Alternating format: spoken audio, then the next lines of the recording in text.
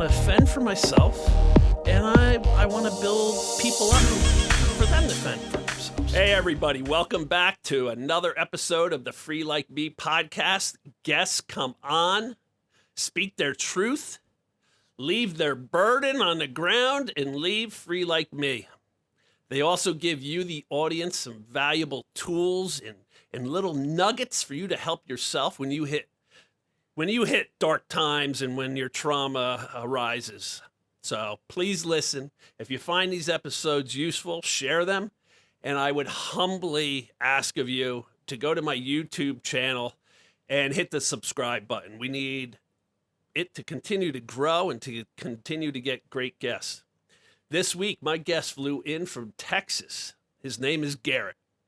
He's got extreme highs and extreme lows. He wouldn't be here otherwise. He wouldn't be here if it was just all rainbows and unicorns. He's donated years of his life to charities and organizations helping children with terminal illnesses, vets who've been wounded. And he's also had his house raided for manufacturing meth and selling drugs. And in between those two events, there's a whole lot of living going on. So let's get to it and welcome Garrett.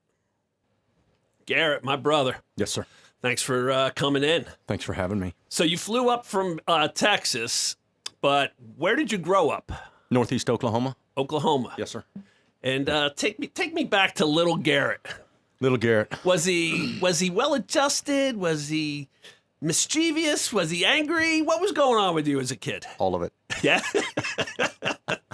I don't think it started off that way, at least the anger, but I felt like I had a great childhood. I mean, up till 6, 7 years old, I knew I was a very sensitive kid. I think my first memory really, I lived on a farm, and we were actually in Kansas at that point. But I remember seeing a bird that had fell out of a tree, and just a baby bird, and just moved to tears wanting to save this thing. And that was like my first memory. And I don't know how old I was, but I'm guessing 4 or somewhere in there. And that's the moment that I really knew how sensitive I was, my heart was. I think we all start off with that pure innocence at birth. And slowly life starts chipping away at that innocent stone. Yeah. I would like to think all of us would want to save a baby bird, in our early years, Yeah. and then shit starts happening, let's say, What's funny, what's interesting is I remember when I think about Kansas, or I think of Leon, Kansas, and us living on that cattle farm, I think of that. And then I think of seeing a fish once my grandparents and my parents caught these fish, and I remember seeing that fish die and just being heartbroken for these animals. So, you get it. Yeah. So you grew up, you were born in Kansas or Oklahoma? I was born in Pawhuska, Oklahoma, but we ended up moving to Kansas, my mother, my father, my brother, and me. Okay. And up until, I guess I was 8 years old. Of course, we lived on a nice cattle farm and had free reign, just 2 boys running around, me and my brother. And parents got divorced at, I want to say I was 8 when they got divorced. They got divorced. Yes, and you were still in Kansas then? I was. Yeah. Do you consider yourself an Oklahomian? Oh yeah, Oklahoma. Yeah. There's Kansas is hardly ever mentioned. In your story? That was such a short time for me, so early on. But after the divorce, I moved to Pawhuska. Now is it flat plains like they say? Do you have mountains in Kansas and Oklahoma? There's some hill country there in the green country up in northeast Oklahoma. I'm about 60 miles from Tulsa. Okay. Beautiful country up there. But grew up in Pawhuska, Oklahoma is really where I grew up. So 4th, 5th, 6th grade spent there. And so mom and dad get divorced around 8. Like, was there, Yeah. Was there alcohol involved? Was there abuse? Was there domestic violence? Or just 2 people that grew apart? I would say that my father crossed the line. My father had been with some other women, and my mother found out, and she was done. Yeah, that was it, huh? Yeah. Yep. Yeah. It happens. Yeah. And, there's consequences to our actions then.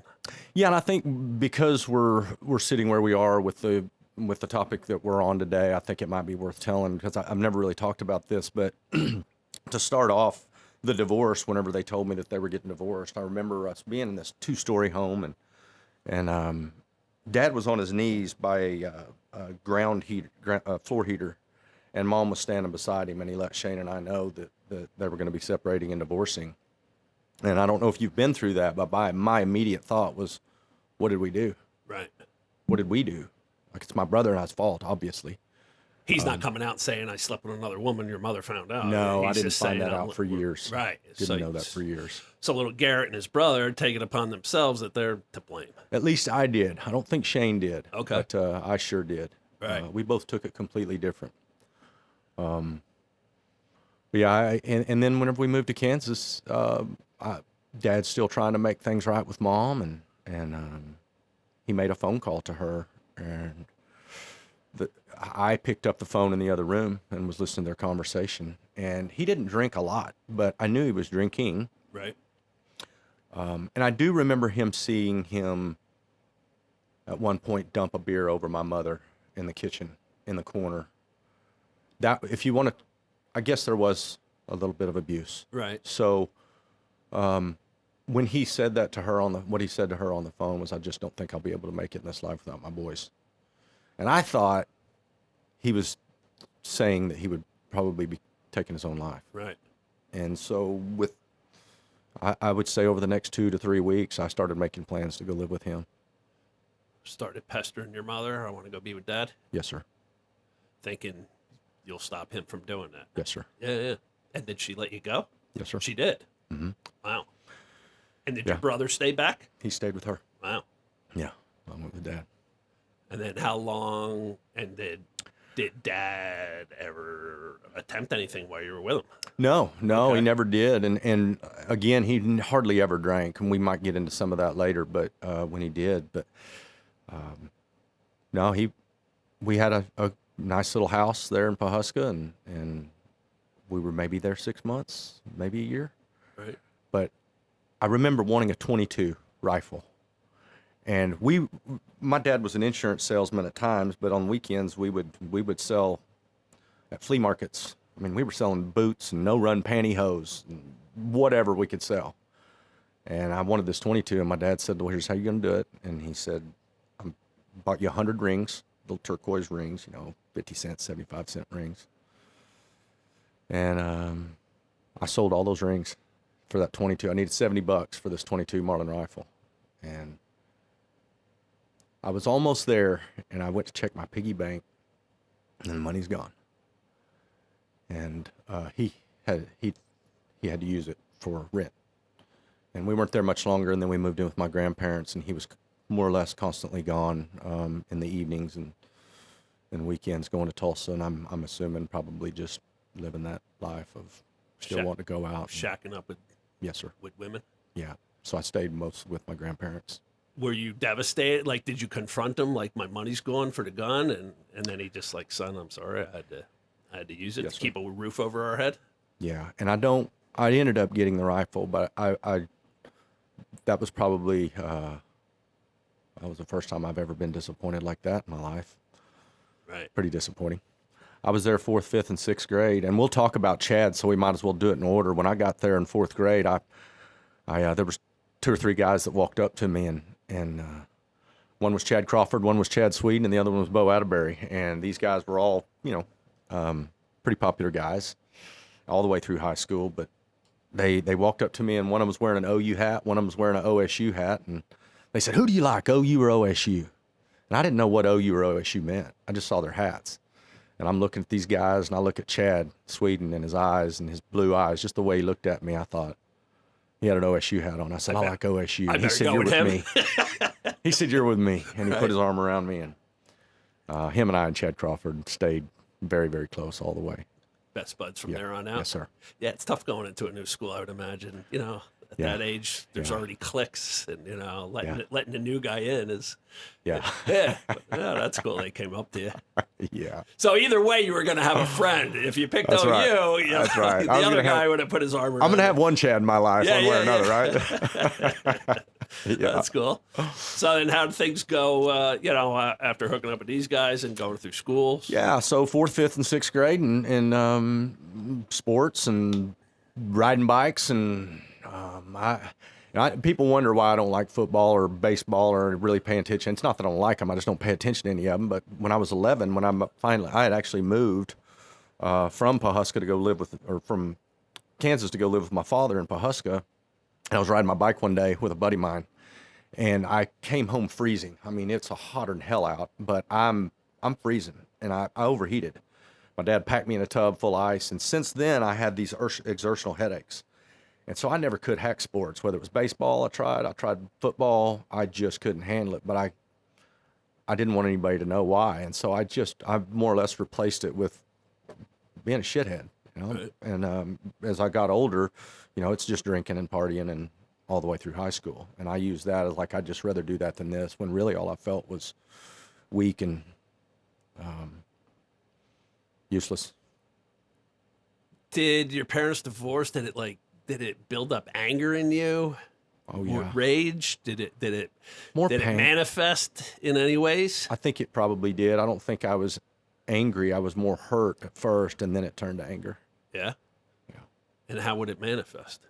So when I moved back to Amarillo in 7th grade, I had hooked up with 3 or 4 buddies of mine there, and we went into an open house, furnished open house. I'm guessing probably $350,000 home. So we're talking like a real estate agent has an open Correct. house. Yeah. Right. Okay. That's what we're talking And for some reason, the realtor wasn't there. Okay. And we broke everything we could. And I still don't remember really how it all turned out, but I know that I ended up at Boys Ranch pretty quickly after that, or within a year or so of that. So you got caught for being the ones? We did. Right. Yeah. Was it court ordered to send you to Boys Ranch, or No, sir. your parent? The law never got involved that I recall, and I don't know how or why. Okay. But I remember finding envelopes in the mail about Cal Farley's Boys Ranch as I got home from school, and taking every envelope I had and just stuffing them underneath my bed for months. Ripping it And up. I had been accepted to Cal Farley's Boys Ranch through a letter in the mail, and Mom didn't know it, and she found all those at one point. Now, you know, my father found weed in my bedroom, 7th grade. Okay. And he threatened to send me to a military school outside of Philly. Yes. And so is a Boys Ranch for like troubled youth? Yes, sir. But there's plenty of kids out there that just their families can't afford them. They can't take care of them. And some of them were better off at Boys Ranch. And where's the Boys Ranch? 35, 40 miles outside Amarillo, Texas. It's its own little city. There was 17 dorms out there, 4 guys per room, 24 guys per dorm, 6 rooms. I got to be honest with you. I hear a place like Boys Ranch, and it reminds me of the place Boys Town, if you've ever heard of that. I've heard of it, but I don't know much about it. Yeah, and my abuser was involved at Boys Town. And if you Google Boys Town sexual abuse, Dennis stuff Peg comes up. Not him, Okay. but other members of Boys Town sexually abusing. So like I hear a place like Boys Town, Boys Ranch, and it instantly like gets the hair on the back of my neck raised. And so you get out there, is there any type of, you know, whether it's physical abuse, emotional abuse, sexual abuse that you are aware of or that you experienced? I witnessed sexual abuse. You did. Plenty of mental abuse, plenty of physical abuse, boy on boy and staff. That's what I was just going to ask you. Was the sexual abuse boy on boy? So you got That was different boy on boy. ages, I would imagine, right? Yes, sir. Yeah. So Yeah, we had 8 all the way up to 18 in the dorm. Okay, 8 to 18. Yes, sir. Yeah, that's a recipe for disaster right there. And then it was also staff on boys. Yeah, when I say staff on boys, I don't know that I'm sure there was plenty of closed fist punches out there, but I mean whipping you bad enough that, I mean, for what, you got a principal that weighs 350 pounds and takes off his belt, and he knows he's wrapping it around your body to hit you in the nuts every time he hits you. And the inside of your legs are bruised. Really? Yeah, he For what type of infractions are they whipping you? that one was because I fell asleep in class. You fall asleep at class, and that deserves a whipping. Yeah. Like, what the hell is wrong with people? Yeah, I remember he had 2 coffee cans that he would come up if anybody fell asleep. He'd just bang them together over your head and then send you to get that. To get the whipping. Yeah. Yeah. We all had room leaders. Had a room leader. I was in room 4 in Rafter R dorm, Cal Farley's Boys Ranch, 1988. through 90. And the first couple of weeks that I had been there, we're sitting at the dining hall, and there's 8 of us around a top table. Dessert had come out. I'm still getting used to the rules. And you got Mike and Clay. Mike's the room leader. He's probably 240-pound lineman, football team, 17 years old. And then there's Clay and I. We're 12, 13. And Clay took the last piece of cake off the table and put it on his plate. And Mike looked at him and he said, "That's a knot." That's a knot? That's a knot. And I looked at Clay and I saw his demeanor just wilt. Like he didn't even eat the dessert. And nothing else was said. We walked back to the dorm, and Mike called me into the room, and he just told me to stand right here. And he said, "Clay, I want you to stand right here." And there's a doorway. What he was trying to do was keep anybody from the hallway seeing what he was about to do. And there was a partition. So you got two twin beds on one side of the room, and then 2 on the other. And then there's a partition that's about this large in between. And the door's right there. But there's this area right here. You can't see anything on the frame. So he has Clay stand right there, and he said, "Assume the position." And Clay put his hands together like he was just standing and waiting. And he said, "Bow your head." And he bowed his head, and Mike took 2 steps and just right in the forehead and dropped him and gave him 2 more of those. And he did that to Clay a couple of times, and of course made me watch. And then he did it to me. And just because you were friends with him? No, I don't remember what the situation was. Oh, a different time? Yeah, he did it to me. So, but you get stuff like that, and then whippings like he got, and missing a pass in basketball, and hitting the coach, knocking his glasses off, and him sending you to the wrestling room where there's, I mean, I've always said when you get that many boys together, you're going to have some badasses out there, and there's a hell of a wrestling team out there, and those guys were all junior varsity and varsity, and I'm walking. So you threw a pass, or you didn't catch a pass in basketball? I threw a pass. You threw a pass, overthrew the teammate, let's say, and you hit the coach and knock his glasses off. Mm-hmm. And then he says, "Go to the wrestling room." He said, George, get over to the wrestling room. They've got something for you over there. And I went, and I walked in, and what are you thinking as you're walking down there that they I don't got know what for to you? think. I don't know what to think. I don't know what to think. I'm just going. And you're, in your mind, you're thinking, all I did was overthrow a pass. And yeah, but I was a pretty angry kid, so I'm sure there was more to it than that. I just don't remember what the hell it is. But anyway, missed the pass. I'm going to the wrestling room. Did you purposely hit him? Hell no. No. Okay. No. Right. So we get to the wrestling room, and I walk in there, and these guys are all practicing, and the coach sees me come through the door, and he blows his whistle. Mm-hmm. And he said, "What are you doing here?" And I said, "Coach sent me over here." And he said, "Well, come on out here." And he put me in the middle of the mat, and he told all the guys to line up. And I'm guessing there was 15 guys. And he said, "Guys, George is going to be our dummy today." And he said, "I want you to hurt him." And he looked at me, and he said, "Don't fight back." And the first guy that came up and got a hold of me, I'd never wrestled, never been in a fight. And he got a hold of me, and his name was Sam. And I remember when Sam got me down on the ground, he said, "Act like I'm hurting you. Act like I'm hurting you." And I was so scared anyway that wasn't hard to do. And then 2 or 3 more came up, and then the last one put me in the leg scissors and laughed at me until I passed out. And when I came to, I just jumped up and ran and hit the doors and ran down the hall. And I remember hearing the whistle, him blow that whistle, and said, "Go get him and bring him back." And I don't remember what happened after that. Did they find you? Oh, yeah. Oh, yeah? Took you back? Yes, sir. Jeez, just for overthrowing a pass.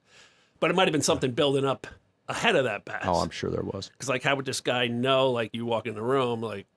Yeah, I'm not junior staff. I'm not the best kid on the ranch. I'm just there for a few weeks, you know. Right. Okay, so, what's that going to do to a kid who's already angry? Yeah. You know? Make him angrier. Make him angrier, exactly, man. Jeez. So much for, like, rehabilitation. Yeah. Yeah. and that's that's the problem with prison. Like, is it to rehabilitate you, or is it to punish you further and make you angrier upon your release? You know, and that's me healing in prison and coming out a better person is the rarity. Like, guys are just in there doing their time, wasting time, getting high, getting in fights, stabbings. Like I was in a prison like close to 2,500 inmates, and we had a group therapy class of like maybe 10 at most. Usually it's 6 to 10. And my therapist would be like, the whole prison needs therapy. Every inmate has trauma, and like this is all that want to get help. 6 to 10 of you. You know, it's insane. And you said there's how many there? 2,500, and you got 10 guys at most in a group therapy class. Okay, it's insane. Yeah, but you wanted the therapy. Yeah, I mean, I signed up for it. Okay, I didn't have to. They can't force you to go to therapy. Yeah. But I wanted. Was this after your prayer? When God told you to pick up a book? That was in jail. Okay. Yeah. So now I'm in prison. Got it. And I got therapy for the first time. All right. They have a therapist in jail, but my lawyer, her records can be gotten from the prosecutor. So my lawyer's like, don't share anything with the jailhouse psych. It was basically just to get meds and stuff, not to open up to. Got you. Yeah, because I could spill my guts to the therapist, and then the prosecutor requests their records, and then everything that's in there is in his hands now.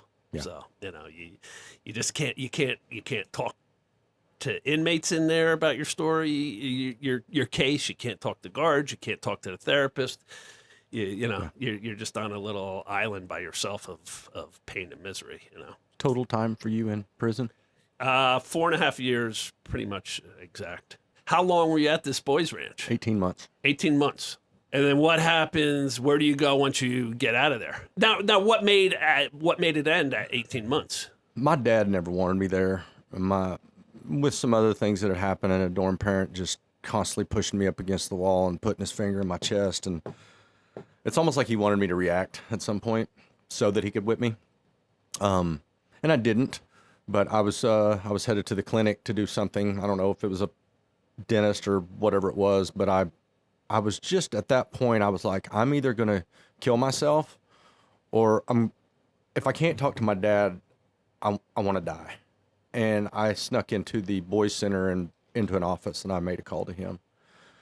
And we were off the phone, and my dad lived 6 hours away, and he's there 6 hours later, and I'm mowing this huge lawn, and I look and I see his car driving up, and he said, I just ran over and hugged him, and he said, go get your dorm parent. And so I ran inside, and I was like, Mr. Gardenhire, I said, my dad's here, wants to talk to you. And he said, tell him I'll be out there in a minute. And I went back out, and he finally kind of came out, and Dad said, go inside. And I went inside to what we call the muster room.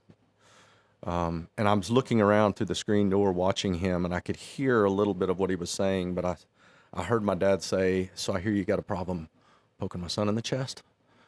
And Gardenhire raised up his finger like, well, he said, don't you touch me. And he said, if you touch my fucking boy again, he said, I'm coming back out here. And he said, we're not just going to talk. And then he gave him 30 minutes with my dad, and my dad left. And Dad was heartbroken that I was ever out there. And I think Mom started understanding that I wasn't just claiming that all of these things were happening, and that there was some bad stuff going on, and finally released me at 15 years old. And when this guy came back in from the talk to your dad, or 14, yeah, did he like, you little prick for ratting me out? He never touched me again. He didn't. No. And was he a staff, or was he just a 18-year-old kid? He's staff. It was him and his wife. We have an alternate dorm parent that lives on one side of the dorm, and they're there 2 days a week. And then we have a full-time dorm parent, and they're there the other 5. Right. He was a full-time. So is everybody just like a bully in there? No. So there were some decent people? Oh, yeah. I still got buddies today. Yeah. I got 2 that I love dearly still. Huh. Where does your life go from there? Where are we at? where we more angry. more angry. And I had a pellet gun in the house. I somehow, I don't know. I thought I could shoot this curtain without shooting the window, and I shot the curtain and the window, and only one pane broke out of the window. So I chipped it all out, and you got glass just on the edges. I didn't want Mom to know, and she found that, and me and my brother wrestled on her bed and put us on a Greyhound bus my freshman year and sent us back to Pawhuska. To your father? To Dad, and now Shane's with me, and we end up there. And then how's that go? That's where it all really gets going, man. Yeah, all right, let's get it going. Yeah. So, I don't play sports, Yep. and everybody else has got to figure that out in Pawhuska. So now I'm drinking. My brother's playing football, and he's pretty quiet. I'm pretty loud, and I'm just a drinker and a partier, and I'm going out to the lake every night, and Dad's gone, and I'm getting drunk, and I have some friends, but I didn't really have Dad, and had a teacher. We called him Spence. His name's Greg Spencer, and he was my carpentry teacher. I don't know how long he taught there, but he was the mayor in 1991, and carpentry teacher, and I think he taught for about 15 years. But he was my buddy. I mean, he really, really became a friend to me, and we built his home in carpentry class, believe it or not. We built his home for the project in 1 year in carpentry class 5 miles out of town. Putting walls together I'm and stuff? talking ground up, brother, all the way from drainage to roof. Sheetrock. At the site? At his ranch. He would take you guys to the... We took a bus every day of the week out there. Huh. And come back, and then the next class would go back out that afternoon. And cool little house out there. What I didn't know was that he was really setting me up, and knew that my father wasn't around, and that I was kind of I guess I might have been a loner because nobody else could hang with me at that late at night because their parents wouldn't let them, and I just wasn't listening to Grandma and Granddad, so I'm running around, and he would drink vodka and Pepsi. I've never heard of that mixture, No, but I'll never forget it. Yeah, Pepsi and vodka. But he would buy us beer, and we'd drink, and we'd all us guys would be out there working, and if it was a hot day, and when we finished working, he'd strip off all his clothes and sprint towards this pond, and we'd all just follow suit. So we're all running, jumping in the pond, and drinking, and everybody goes home. And I really didn't have, I didn't want to go home, so I'm hanging with him. And he would tell me that there was a boy that he knew of, that he had this ability to more or less kind of see in the future. Now, keep in mind, I'm just a kid. I wouldn't believe this shit now, but he told me that about a kid that graduated high school, and he knew that he was going to be a murderer. And he said, and damned if it wasn't 5 years later, he said, I'm watching the news, and they're pulling body bags out from underneath his house in Florida. And as we would drink, and he's telling me these stories, and he told me that he knew that I needed to live while I could, because I was going to be dead by the time I was 23. And I didn't want to ask any questions because I didn't want to know anymore. I didn't want to hear it. So pretty fearful of him as well. But you don't want to distance yourself because you don't have anybody else. And he molested me. He molested me at that house. The difference in what happened to you and what happened to me is the shame that I hold is pretty heavy, because I know that I could have said no, but I was so scared that I didn't. And we're sitting at the shop at carpentry class. About 10:30 at night, him and I are drinking 6-pack of beer. He's telling some story. Funny dude, little guy, strong as shit, but really, really likable guy. He's telling this story. And when he stops, we're about this far apart from each other, and he looks at me and he said, "Are you going to sleep with me or you want to go home?" And I looked at him and I said, Spence, I said, I'm not like that. And I said, it's never going to happen again. And he didn't take his eyes off me. He just continued to look at me. And he said, all right. He said, I'm going to ask you a question. I said, okay. He said, if you ever had to get rid of somebody, how would you do it? I said, I don't know. Wouldn't ever want to do anything like that. He said, I know, but if you had to, how would you do it? I said, I don't know, Spence. He said, do you want to know how I'd do it? I said, no, sir. And he said, I'd drill a 40-foot hole. And he held out his arms and he touched his tips. And he said, I'd drill a hole just about as big around as your body. And I'd drop you down it head first. He said, there's a lot of land out there where you guys built my home. I kick a piece of plywood over that, nobody'd ever find your body, Garrett. And he had this big stack of keys. He's another guy that placed himself, man. Confronting Theater is one of the renovation projects that we did around a bunch of kids that were in plays and stuff like that. And I would work with him there. But he had those keys sitting on this desk. And as soon as he said, nobody'd ever find your body, he snatched those keys off the desk and said, let's get you home. And he stood up and he took me to my grandmother's. And he dropped me off and I never said a word. He also knew that I needed his class to graduate. And if I didn't submit to him, meant in my mind, if I didn't submit to him, I was either going to be held back until I did or get it over with. And my grades went straight from A's to D's, which I'd love to look at the report card back then and see if I can still see that. But I did graduate. My dad did approach me at one point and said, he actually asked me after the fact. He said, do you remember the time that I came to the carpentry shop to talk to Greg Spencer? And I said, no. And he said, I pulled up there. I said, I knew something was going on. And he said, I asked you guys to go inside, and I called him over. I never got out of the car. I said, Greg, come over here and talk to me real quick. And he said, I know something's going on between you and my son. You want to tell me what it is? And Greg, of course, and he said, well, either way, I need you to know that one of these days he's going to tell me. And he said, and I put it in reverse and backed out.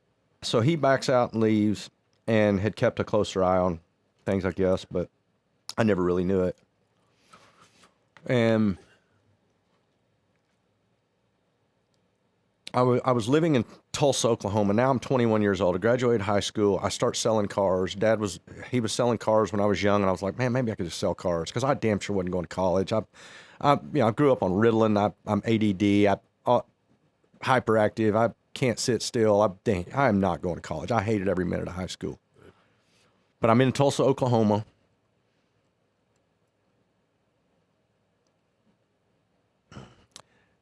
And I had ran into Tommy Morrison. You probably remember Morrison, WBO heavyweight championship world.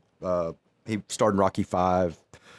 I met him. We were standing around a campfire in Pawhuska and just small talk, young stuff. If there was anybody in the world who you could meet, who would it be?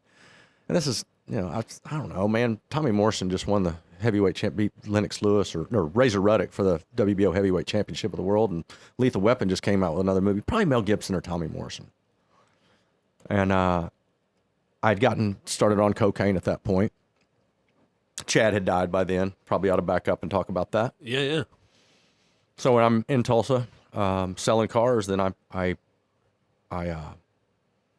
got a call from. Now this is Chad from the OSU hat. Like, who do you like? Yeah. And he said OSU, and you guys remained friends after that. That's right. Yeah, close friends. Yeah, very good friends.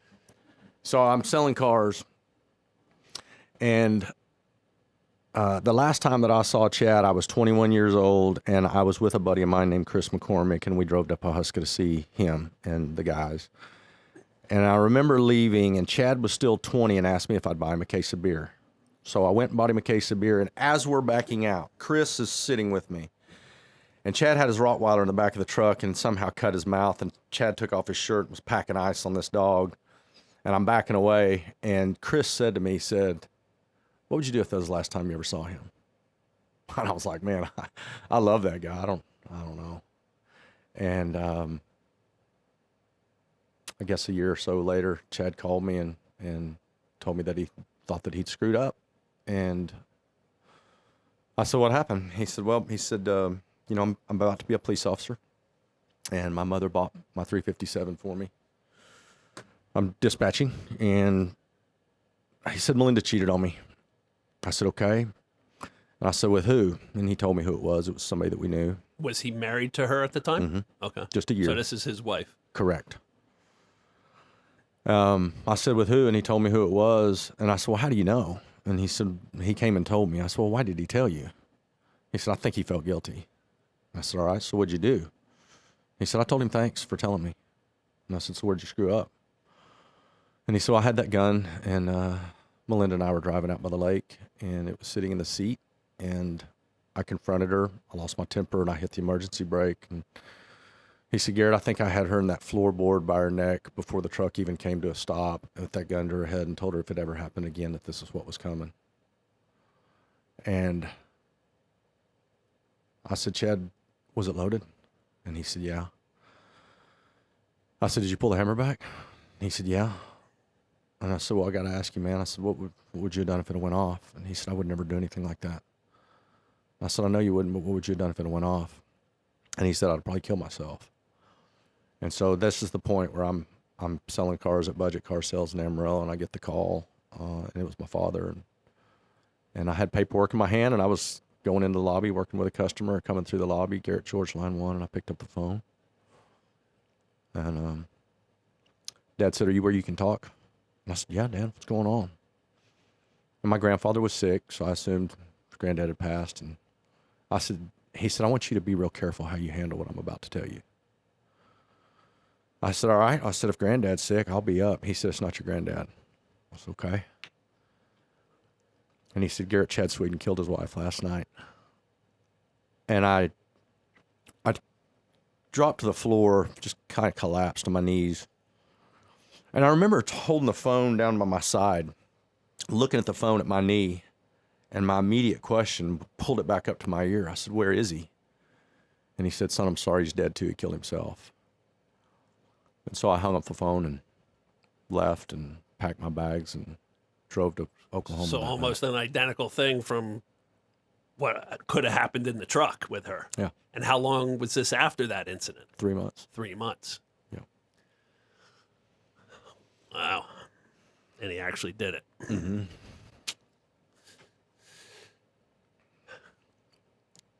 And I mean, I don't know what you were really supposed to do with that info. I mean, did you carry guilt that you had this info and didn't do anything? I don't know what you're really supposed to do with it. I don't either. Yeah. I've done a few podcasts and talked about him and that, and I don't know what I would have done either. I will say I don't know that this has ever been talked about, but I do want to say, I mean, his mother and I still speak, and I've said before that she allows me to keep his story alive, but I don't want to keep his story alive with just this story. I want people to understand that he was a vibrant, great freaking guy. I mean, he just lost it. And yeah, so many people, I made a post, whatever, a month or two ago about all the suicides in my life. And sorry, talk to me. I just remembered I had some troll, like not a follower, like however they came across my post, and they're like, that's an absurd number of suicides in somebody's life. Have you ever thought you're the cause of them all? Really? Have you ever done any self-evaluation? I was like, really? How did you take that? I deleted it. I'm like, wow, like where the hell did that just come from? You know? Yeah. And somebody had reached out to me because I have an insane amount of deaths in my life, and I posted about that a while ago, and somebody said, well, Clark, I would take that as an honor because that just means you have a broad amount of friends. And with that broad amount of friends, you're going to have a broad amount of deaths. Yeah. I was like, all right, I guess that's how I have to look at it. Yeah. But the point is, my buddy Rob had committed suicide after I got out of prison. He couldn't do enough for me. And problems in his marriage and just not thinking clearly for a second, went to his garage and hung himself. And, so like people just get caught in that vacuum that quickly sucks them into the dark. And before they can give themselves time to get out of that darkness, they do something rash and insane, like a murder-suicide or something, is what I got to believe happened to your buddy. Just got sucked in, not thinking clearly. Maybe he was drinking at the time. Oh, yeah. Yeah, so not clear-headed. And boom. And it's unfortunate, bro. But I don't know what you could have really done. I don't either. Just knowing that you're the only one that was on that phone call was heavy. Yeah. You're an angry young boy. Mm-hmm. You get molested by your woodshop teacher, carpentry teacher. You're one of your best friends who had confided in you that he almost shot his wife because of her infidelity, actually does do it and kills himself a few months later. And, we build up, I just told you when we started this about we're born with that pure essence. Yeah. And then life starts chipping away at it. Yeah. Life is chipping away at yours for sure, man. Yeah. It hasn't changed my sensitivity, though. When you get on the other side of the fence, it makes us that much more compassionate and empathetic and sensitive. When I was going through my rough times, just living like a maniac, it's tough to be ultra compassionate when you don't love yourself. How can you give love how can I give you love when I can't even look myself in the mirror? I still deal with that. I feel like I can take better. I care more about you than I care about me. Right. And that's why I do what I do, to stay in it, stay away from that, and serve. Well, I hope by coming here and bearing your soul to the world that it just starts to alleviate some of that. Whether it's self-loathing, self-hatred, pain, whatever it is that you're carrying, shame, guilt. There you go. Yeah. Shame and guilt. You talk about, you could have stopped the molestation, or you didn't stop it, is what you said. And that's the same thing that drove me absolutely insane, is that I froze. It was literally like paralysis. Like I was paralyzed when he would touch me. And then we become, these older versions of our little self. And in our adult mind, we look back at what happened, and you would fight to the death right now if somebody was touching you, and so would I. Mm-hmm. So we see it, we relive it in our adult mind and body, but it happened in our little child body and mind.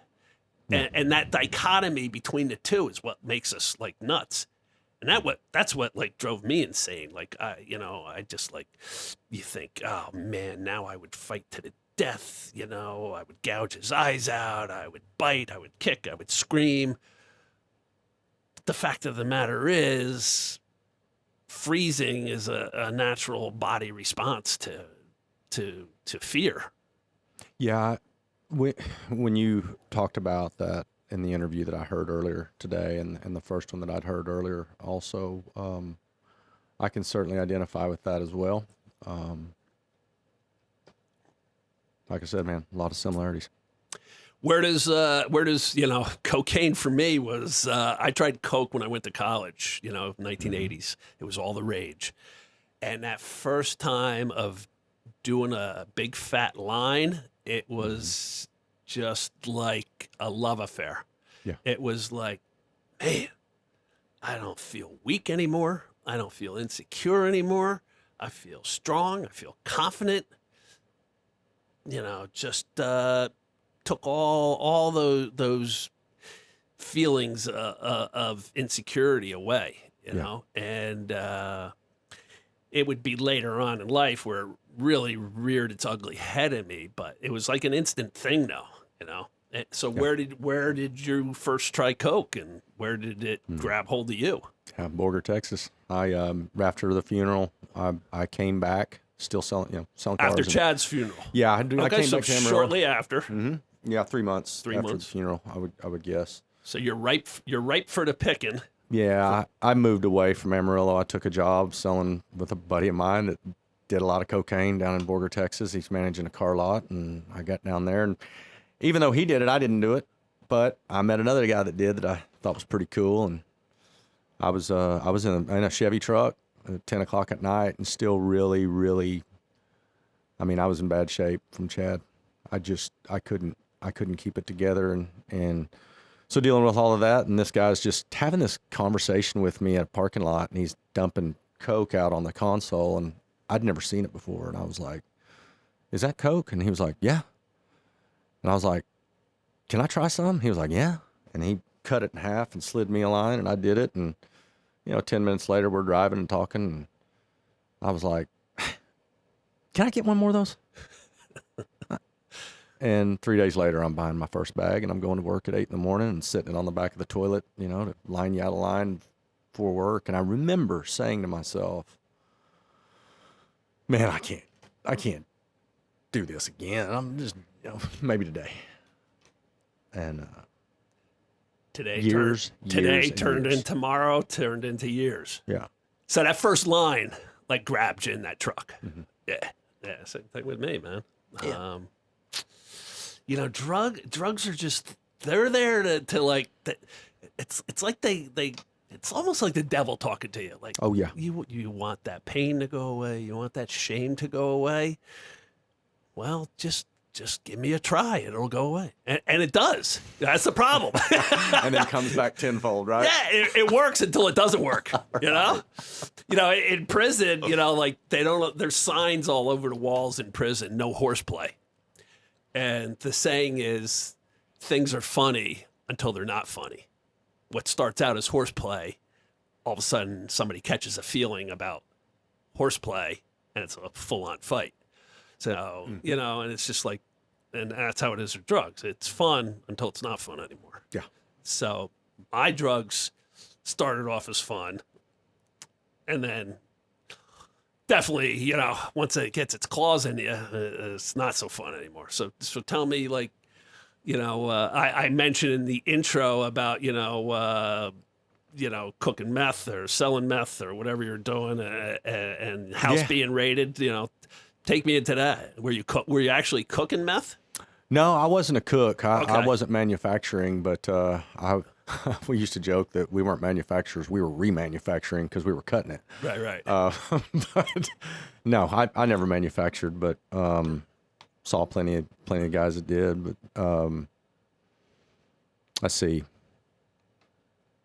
Weren't you at a house that got raided? I was. And then the cops said, "You're going to be next, buddy boy. We know all about you." Yeah, I saw my buddy Patrick, and we're at 6 in the morning, and we'd been up all night, and we've got an ounce of speed meth sitting in the middle of the table, and probably 8 of us passing around a couple of glass pipes, bottom floor of an apartment complex, and I was sitting on the arm of a sofa. I don't know if you heard this story or not, but I was sitting on the arm of this sofa, and got a buddy on to my left here, and I was just hitting that pipe, and I heard boom, boom, boom on the door, APD, and they kicked in the door, and they tackled me, their SWAT gear, and tackled me into this buddy of mine, and we're laid out. Everybody's on the floor, and ARs, and kitted out, and they're running IDs, and Patrick's over there on the floor with his hair in his face going, "Don't rat me out, Garrett.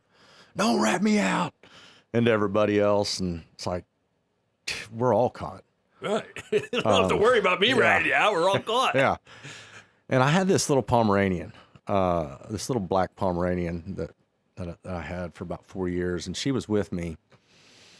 And I remember one of those guys in uniform was holding my dog, and they stood me up. They got everybody kind of cuffed and stood up against the wall, and except for me and this guy. And because we were the only ones that didn't have anything on us and we didn't have any warrants. Everybody else went to jail.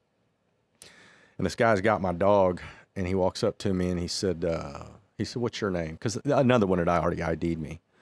And I was like, I'm Garrett. He said, you Garrett George? And I said, yes, sir.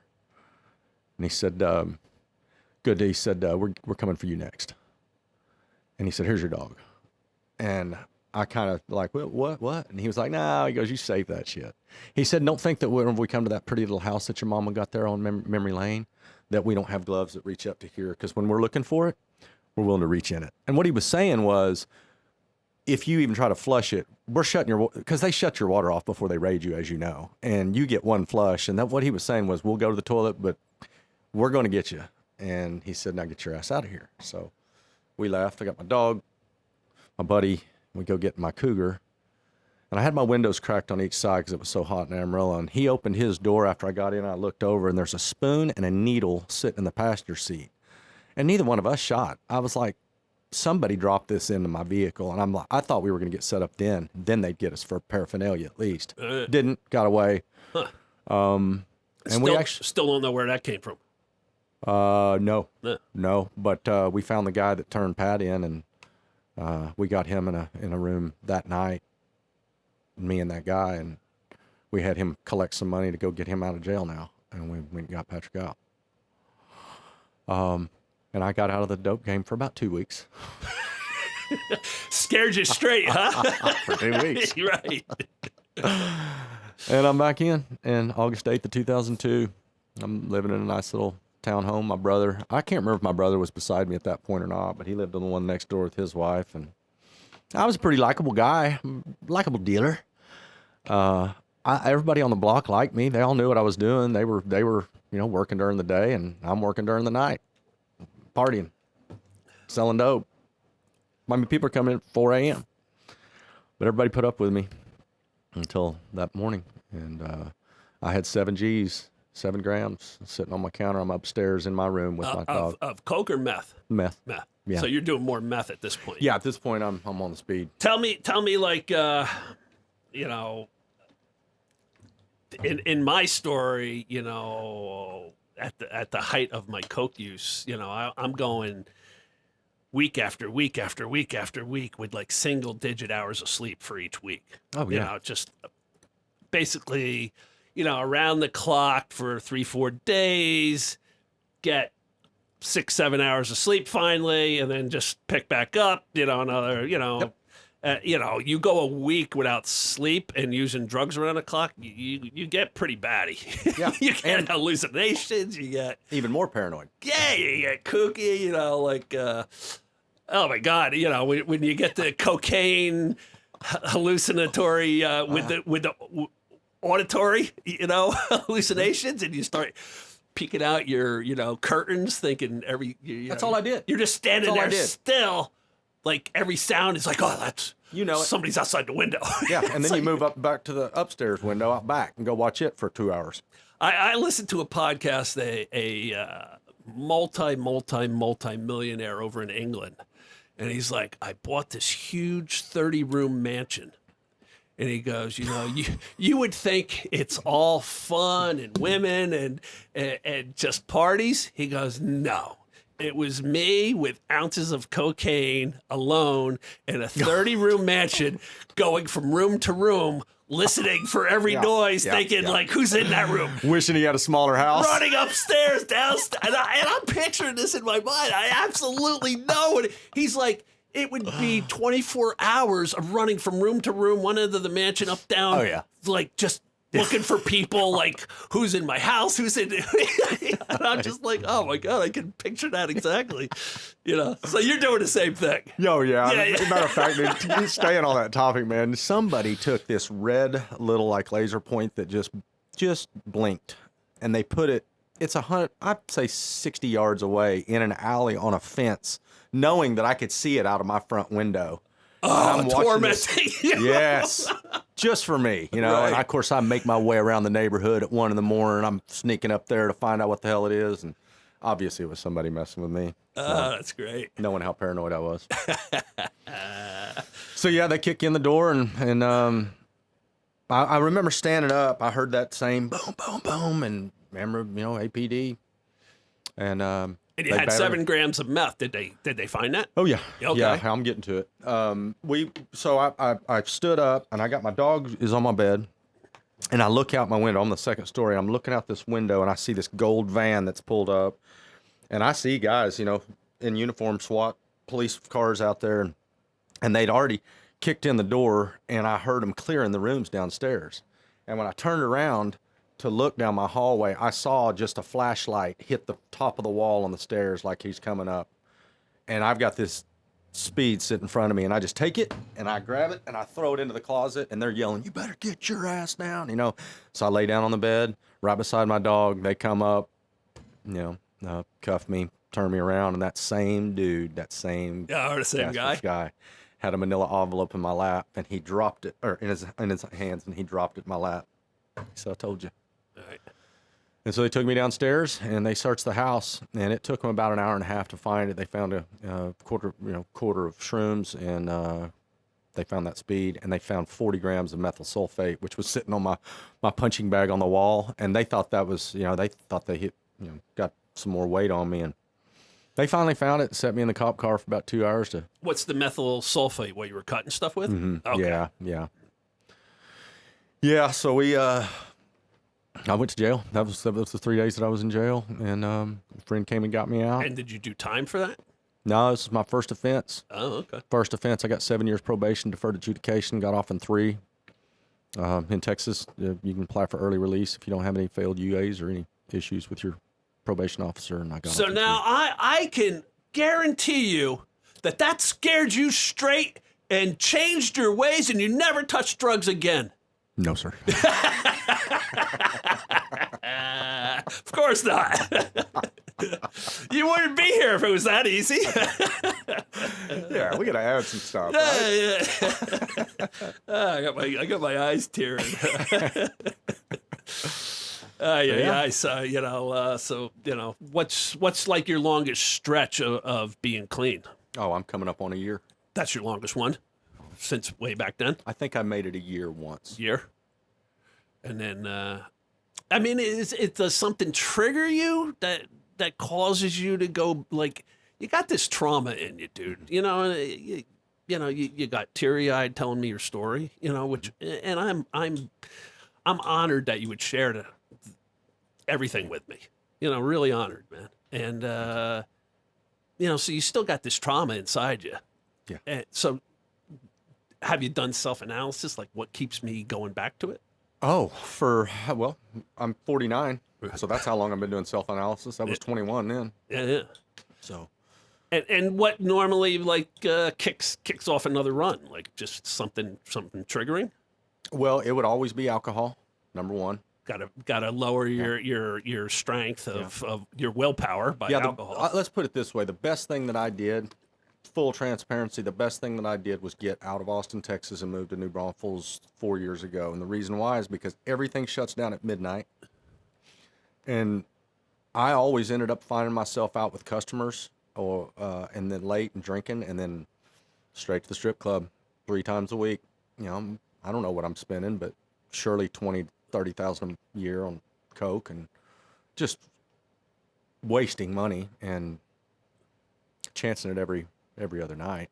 So drinking till late in the night then would give rise to like, oh, we might as well get some blow then, right? Yeah, and I had a guy that I could always count on, no matter when I called. Right. He just killed his wife and killed himself a year ago. Really? Mm-hmm. Wow. This was your drug dealer. Mm-hmm. Wowzers. And what made him kill his wife? I don't know. Don't know the details, just know the story? We had not spoke for 2 years when that happened. Wowzers. Yeah. But yeah, like you, I've lost 9 friends to suicide now. I listed, I think, 8. Yeah. Right there. Can you imagine a friggin' troll? Like nothing better to do than to say you're probably the problem for all these suicides. Our people Disgusting. are just idiots, man. It's amazing. Like, and he's probably giggling to himself in his mother's basement. What's he dealing with? Yeah. Right. Yeah, I just posted a clip from my podcast guest that's going to air tomorrow, and he's like, when somebody's an asshole to me, I just have to take a step back and realize what the hell's going on in their life. And that's Glad it. you told me. Yeah. Yeah, that's everybody's got something going on. Like when you become transparent and open, people tend to open up to you. I fear that day, man. But I'm glad that you're telling me this, because I mean, like Brantley Gilbert, country musician, he's told, we were out at his place 4 or 5 years ago, and even those guys he's clean and sober, but even they still they come after guys like him with pop shots. But it's never really happened to me yet, but at least I know it is coming. Yeah. When you get transparent, people open up to you. Oh yeah. Yeah. Are you see vulnerability is what creates connection. Yeah, absolutely. You know that. Yeah. That's why everybody's gravitate towards you. So let's just go forward to a life-changing event where you got involved in charity work. You were headed out to Vegas for a weekend to party. Yeah, let's back up for a second. We forgot something pretty important, and that's when I went after Spence. I had in my mind, I want to ask what happened to the guy. Take it wherever you want to go. Yeah, no, but let's, the monkey's out of the bag now. Okay. So what ended up happening to this dude? You just said you went after him. Well, where did the story go with him, or end with him? Yeah, well, it just ended with him about 6 months ago. He finally died. I looked him up not too long ago, and I got a call to let me know that he passed away, but he was never charged with anything. So back up to Morrison. I think I got a little off track earlier with the you met Tommy Morrison. So I'm selling cars at Lynn Hickey Mitsubishi in Tulsa, Oklahoma. Again, we were talking about that story. If there was anybody you could meet, who would it be? And I'd said Mel Gibson or Tommy Morrison. And I'm selling cars looking for a bag of cocaine one night, and I went to the Caravan in Oklahoma, in Tulsa, and I was at a pool table shooting some pool, just trying to find somebody that might deal. And this girl, Lisa Big Eagle from the reservation that was there whenever I made that comment, walked over to me, said hello, gave me a hug, and said, "You gonna be here for a minute?" I was like, "Yeah." She goes, "I want to introduce you to somebody." I said, "All right." So I waited for maybe 20 minutes, and all I had on my mind was getting some coke. And I left, and I went and got my truck, and it's probably 1:45, about closing time anyway. And as I'm getting in my truck and leaving, everybody's coming out. I look down the side of this building at the Caravan, and I see her standing with this group of guys. And I thought, man, I'm at least going to say goodbye. And I rolled my window down, and I said, "Lisa," I said, "I'll see you next trip up." And she was like, "Hold on." And she turns with this guy and starts walking. And, Tommy was 3 fights away from fighting Mike Tyson for the heavyweight championship back then, and then came down with HIV. This was a year later, and I knew his story well. And she comes walking over with him, and I got out of the truck. I introduced myself, and I looked at her, and she's this big grin, and I looked back at him, and I, of course, asked him how he was doing. He was like, "I'm good." I said, "Well, you guys go in the house, or you want to go drink some beer?" And he looked at her, and he looked back at me, and he said, "Let's go drink some beer." He goes, "Follow me to my place." And so I followed him to the Polo Run Apartments in Tulsa, Oklahoma. And he jumped in his white 7 Series BMW with Lisa, and we go over there, and he locked himself out. And so we sat in the parking lot for about an hour and a half, and he was like, "Can you get any weed?" And I was like, "How much you want?" He was like, "Can you get a quarter pound?" I was like, "I bet I can." So I went and got some, and I got some speed. Come back, go into the apartment, and this is all coming up right back up into Spence. But got in the apartment, and Lisa went straight to his bedroom, passed out, just laid down, and him and I are shooting the breeze. And I look over, I see this guitar with an autograph on it that I recognize, and I was like, he's in the kitchen. He was like, "You want a beer?" I was like, "Yeah, can I pick this guitar up?" And he was like, "Yeah." And I said, "Where did you get this?" And he walks in with a Keystone, and he sets it up on the table, and he said, "Man," he said, "I want to fight a Showtime fight out in Vegas." And he said, I'm a huge Elvis Presley fan." And he said, "Check this out." And he lifted up his jeans and showed me this tattoo on his ankle of Elvis in Japanese. And then he pulled his hip side of his pants down, had a huge picture of Elvis on his hip. And he goes, "Check this out." And he lifted up he reached in his mouth, and he showed me his back right molar. And he had a portrait of Elvis Presley on his back tooth. This is Tommy Morrison. This is Tommy Morrison. Wow, he's a fan. Yeah.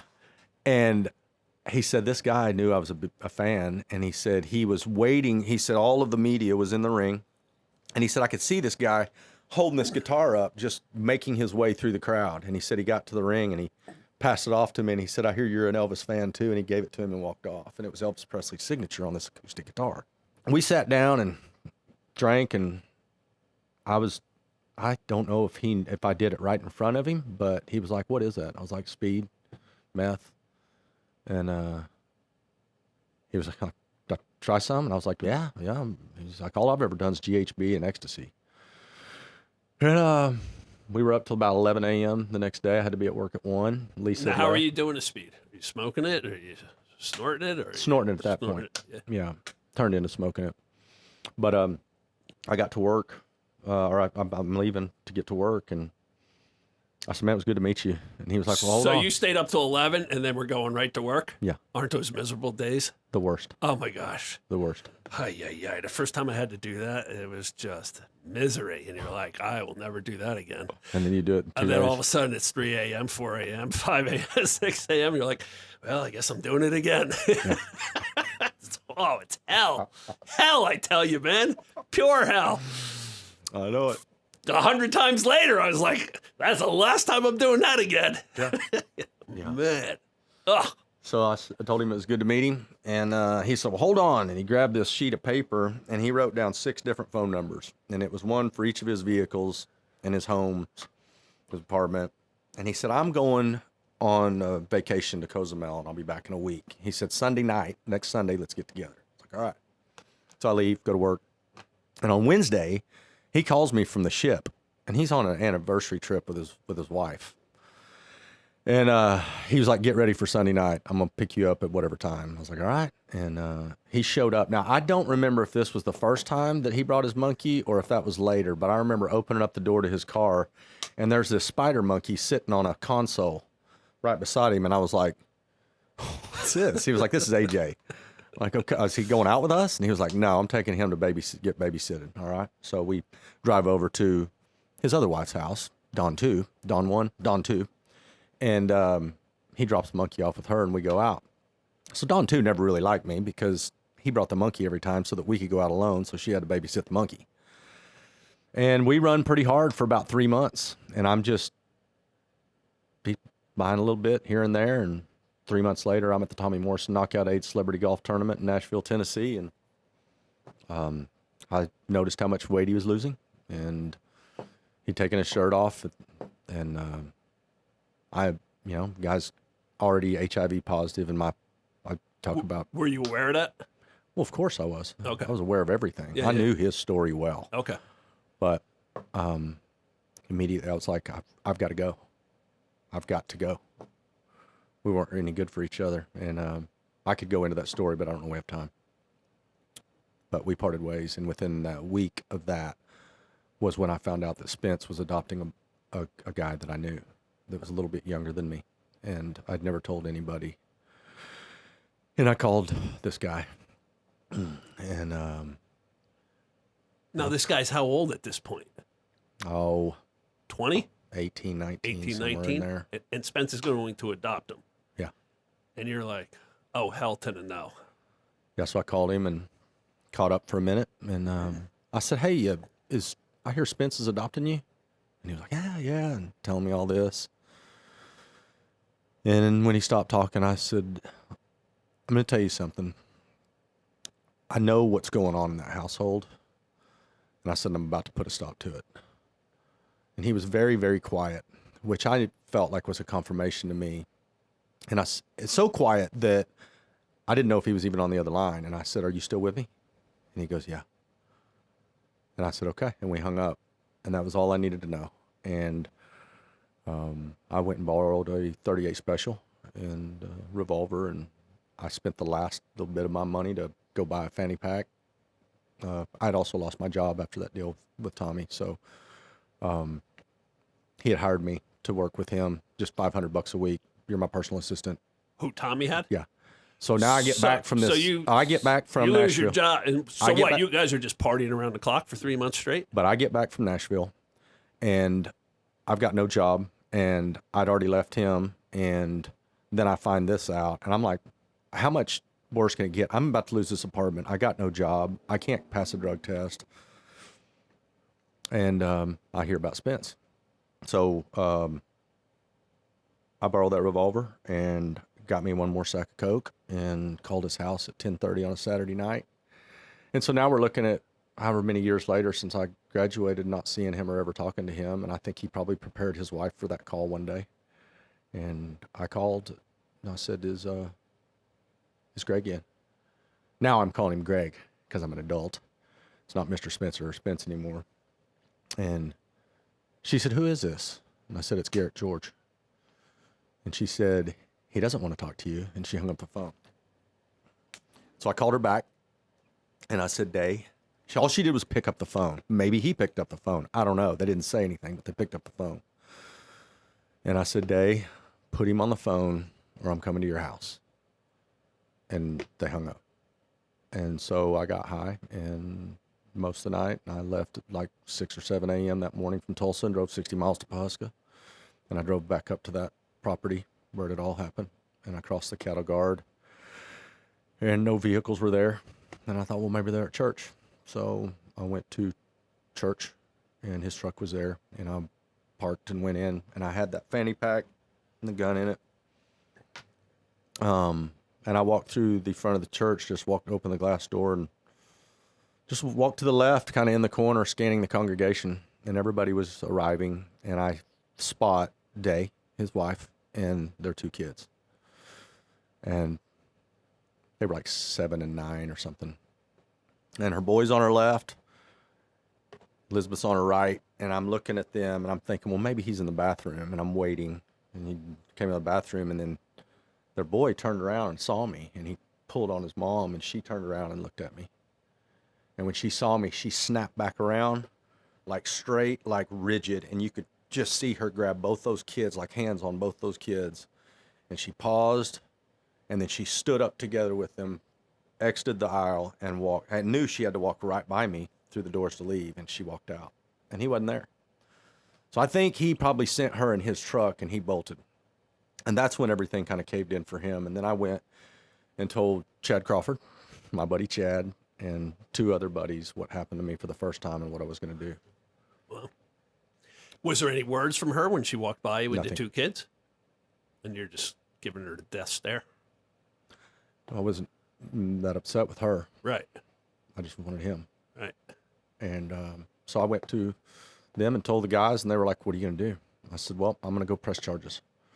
And but I'm going to the high school first, and they said, let's go. So we got in the car, and we went to the high school, and I wasn't a good student, so they weren't impressed to see me coming in the high school just to visit, and with my 3 buddies, and there were 4 or 5 teachers standing around the office there, and one's at the copying machine, one's got a coffee, and they're like, hey, Garrett, what's going on? I said, I'm just here to tell you what I'm about to do. I said, I'm going to go press charges on Greg Spencer.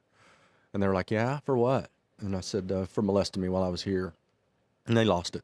One of them ran out, and one of them went in the office, and one of them just started crying, and I went to the police department, and for the first time, I had to go in alone, and I'm standing at this glass knowing the police officers, and knowing that, remember, this guy was also the mayor. Oh, he was? Yeah, so all these guys are his buddies. Wow. Police department, sheriff's department, they're all friends. And I had to say through that glass window to some fat dude, nobody that's standing there going, what do you need? And I was like, I'm here to press charges. Can I talk to somebody? And he was like, I need to know what you're here for. And I had to say it for the first time. I'm pressing charges on Greg Spencer for molesting me. And he said, hold on just a second. He got up and went back to the assistant chief's office, and it took like 2 minutes for him to come out. They finally walked out pretty slowly, and he came over and sat back down. And Dan Yancey walks up. I know Dan. And he leans over into that little hole in the glass, and he goes, Garrett, you're going to have to go to Osage County for that. And I thought, it made me so angry at that point that I just said this and didn't need to, and I'm supposed to be saying this at Osage County. So I go up to Osage County, go in there, same thing, go downstairs, and this is in 97. Right. So they're writing the report out like on a spiral notebook. And I'm at this desk in this concrete basement, and there's all these filing cabinets. All I remember is these 10 filing cabinets, and we're an hour into the interview, and this dude's sweating. and shaking, like trying not to be obvious, and writing things down. And he excuses himself to go get something to drink. And I knew this isn't going anywhere. And so I wondered what's in these filing cabinets, and I want to prove that I was here. And I got up and I went over to the filing cabinets and I opened them up and I pulled up the files. It was everybody's criminal files. So I was like, who do I know that's been arrested? Somebody of mine, won't say his name, but I went to the ABs and I pulled it out. I find his folder, his mug shots, and I just took it and folded it up into fours and I put it in my jeans and I untucked my shirt and I sat back down. He came back down and finished the report, and I left. And nothing ever happened. Nothing ever happened. Never heard another word about it. No, I had a micro cassette recorder that I recorded that police officer telling me back at the police department when I was calling him saying I'm not hearing anything from the county. And he said, Garrett, you need to hush. You need to be quiet, so to speak, was his words. And I had it on a recorder. And I had that till 2002. And when I got raided, I decided that I didn't need that in my life anymore, and I crushed it with a hammer. And I wish I still had it to this day before he died. But no, nothing ever happened to him. And did he ever adopt that kid? He did. He did. And do you know what happened to that? I don't really know. I know that I was dealing him drugs too, this guy. Oh, you were? Not Spence, but this guy. The guy he was going to adopt? Yeah, continued to do that. And yeah, he adopted him. So you don't know if anybody else had come forward to file charges, if they buried other reports on this guy? I don't know. Yeah. I think that's every victim's fear. Like, that's why I didn't go forward. One of the main reasons, first he's killing his dog in front of me, that's a major reason right there. And telling me that'll happen to me if I speak up. Mm-hmm. But then the other thing is, your guy's the mayor. My guy's a lieutenant in the sheriff's department. Yeah. And who's going to believe my word? He's the big man around town. He put himself in every organization under the sun. Yep. Same with you, Spence. Yeah. Just to blend right in, be, like the little old ladies at the Historical Society of Stillwater. I'm locked up and I'm getting the paper and I see quotes from the ladies in there. Dennis was just the nicest guy in the world. He wouldn't hurt a fly. Yeah. And I'm just like, yep, and that's what these people do. They buffalo everybody's mind. Like, oh, it couldn't possibly be Spence. Couldn't possibly be Dennis. Yeah. And let me tell you, there's a similarity in that dog situation here too, because when we were out on that farm at one point, there was a stray dog that had come up and had been running around there for a couple of weeks, and Spence told me he wanted me to shoot that dog. And I was like, okay, no big deal. I'll shoot it. And he gave me a rifle, and I had a buddy there with me, Dwayne, and Dwayne knew something was up. He just didn't know what. And I pulled that rifle up and I put that dog in the scope. I remember seeing him sit there, he's probably 25 yards away, and I've got him in the scope, and I'm pausing, and next thing I know, Dwayne grabbed that rifle out of my hand and he shot that dog and he threw it down and walked off. And there was nothing said about it, but I just thought that was interesting that dude beat that dog. Did he beat it to death? I would imagine so. I mean, my guy, I wonder what the psychology is of him wanting you to kill that dog. Like, because my guy had myself and other little boys down at the lake, the dam area, with the single laid wooden bridge going across the river part. He would have us catch sunfish, sunnies, and line them up on the bridge. And he would tell us sunnies are a worthless fish, and this is what you do to things that are worthless. And line the fish up on the bridge, and he would just take his pickup truck and go back and forth over them, killing them all and smushing their, guts out and the eyes popping out. And then he would tell us all, 8-year-old kids, now pick those fish up and throw them in the river. That's what you do to things that are worthless. So I guess he's trying to tell us Oh, yeah. we become worthless to him. Yeah. That's what's going to happen to you. You know, what your guy's trying to tell you is, you know, probably, you know, a stray dog is worthless. Yeah. You know, this is what you do to worthless things. Yeah. Yeah. Ay. I know, man. You know, our life gets sidetracked, man. Yeah. You know, these predators, like your guy, like I'm sure it had to trickle back to him from somebody in the police station, like, oh, you know, that drug addict Garrett came forward trying to, you know, besmirch your name. You know? It definitely got back to him, because when I went into that high school, I told him, I said, the first thing I'm going to do is I'm going to call every news station in Tulsa, and I'm going to hold a press conference on your lawn right after I file charges on Greg Spencer. And I called all the news stations, and I had a friend at one in Tulsa that I'd met in theater back in high school in Amarillo when I was there for one semester. And they called the police department. The police department more or less just told them, no, this kid's a problem. Yeah, they just paint you as a problem child. And I was a problem child, but for good reason. Yeah. Well said. Yeah. Yeah, there's the you know, the drunk at the end of the bar, the drug addict, the daughter who constantly goes from one bad boyfriend to another, the bad kid. There's usually a reason. Yeah. There's a reason behind that guy at the end of the bar being drunk every day. There's a reason why your daughter goes from one derelict boyfriend to another. Yeah. There's a reason why your kid's cutting himself or herself. Yeah. There's a reason why you're head first into mounds of cocaine and meth. There's a reason. Speaking of that, you mentioned something on the interview this morning that I listened to about you starting fires. Yeah.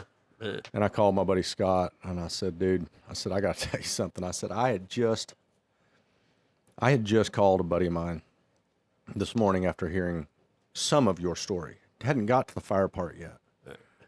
But I said to him, I said, hey, man, I know nobody was hurt, but I lit Spence's property on fire and some more. And I just thought that was a really interesting similarity that you were doing that too. And you said that may be a sign of sexual abuse. Yeah. When I was in prison in that group therapy class, you know, 6 to 10 of us in there. And the therapist, you know, one day said, hey, I just, you know, want to gauge, you know, your response to 2 questions. And she's like, how many of you have ever shoplifted? Every hand went up. And then she said, and how many of you have ever started fires or played with fires or you've been full-blown arsons? And every hand went up. And she said, you know, those 2 things are systematic of sexual abuse. And I was like, huh. Never knew that. Yeah. And I got caught shoplifting. Mm-hmm. I almost burnt our house down. Mm-hmm. You name it. Mm-hmm. So it's emblematic of sexual abuse. So there's a little defining moment for your behavior, man. Yeah.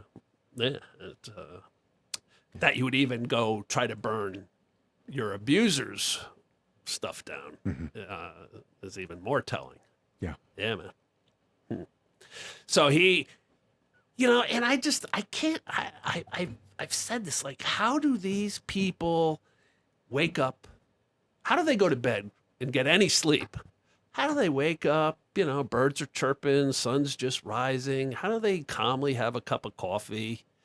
You know, meanwhile, knowing like you've already gone to the police, you've gone to his coworkers, and yet he doesn't take a gun and smoke himself. Like they're without a conscience. They're without a soul. Yeah.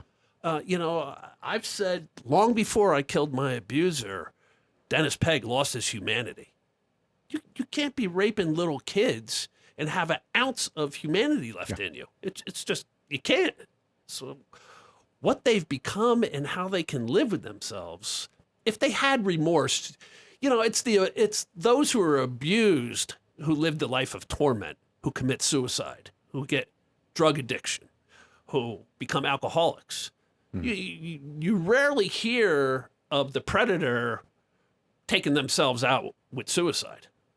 Rarely. Wow. You know? I didn't think about that. Yeah, it's just they just go on, not a care in the world. You know, like, I don't know how they live with themselves. I really don't.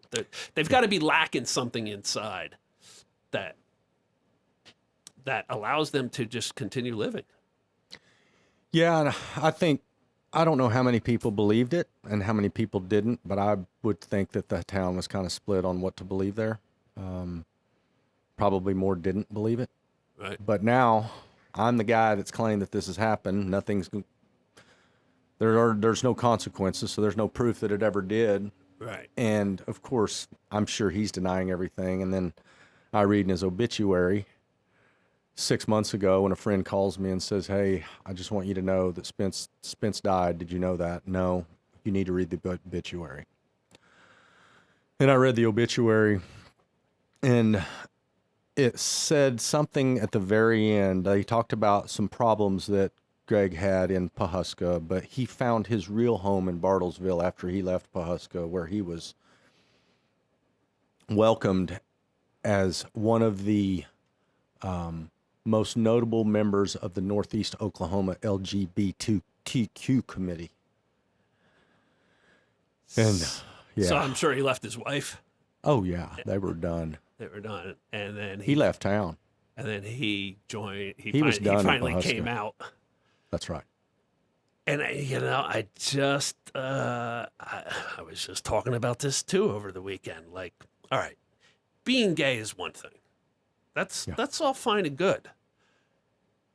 Being a gay pedophile is a whole nother thing. And like, all right, if Spence is gay, just go be gay. Yeah. Like, what are you doing with little boys? Dennis Pegg was obviously gay. Yeah. What are you doing? Molesting hundreds of kids.